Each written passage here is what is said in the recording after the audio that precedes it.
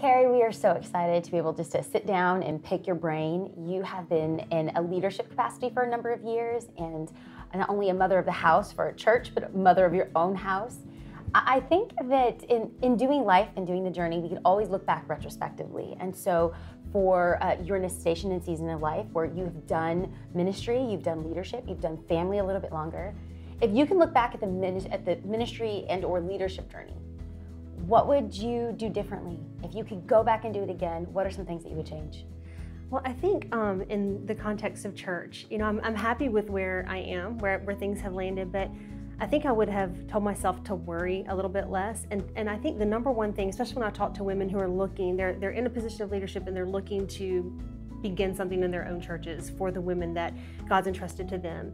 And the tendency is to want to start something big. I want to have an event, or I want to start a whole ministry. And I would, if I could go back and do it differently, I would start way smaller. Actually, I would build more of a group of trusted, influential leaders and expand out from there. It's amazing what you don't have to have something big. Right. You don't have to have something that is, it's impressive on the outside. What you want to go for is impact, and that's best attained starting small and growing out. So that's something I would do different from the leadership perspective. I would have given myself permission to start small.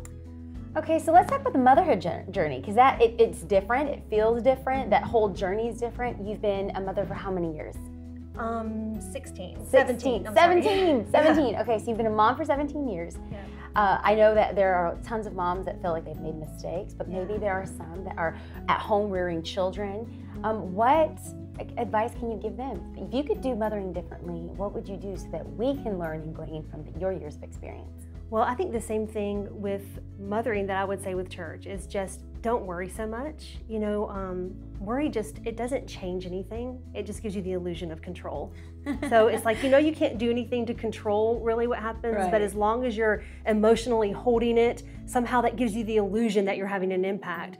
But it's just an illusion. So worrying constantly about, okay, did my kids see this? Are they hearing this at school? Did my impact, am I having a terrible psychological impact on them? I would just say that you're probably worrying a lot more than you need to.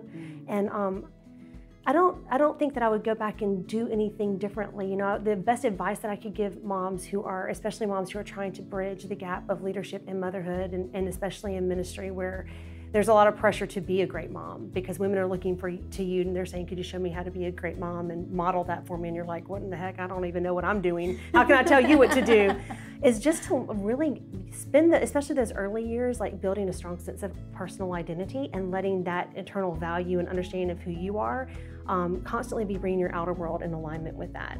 And it'll just take off so much of the pressure. If you're confident that you're parenting in according with your values, it'll lead to a lot less stress. I love it. Thank you for your wisdom. Thank you for your experience. But thank you to your commitment to both your church family and your bio family. We appreciate you, Kerri. Thank you.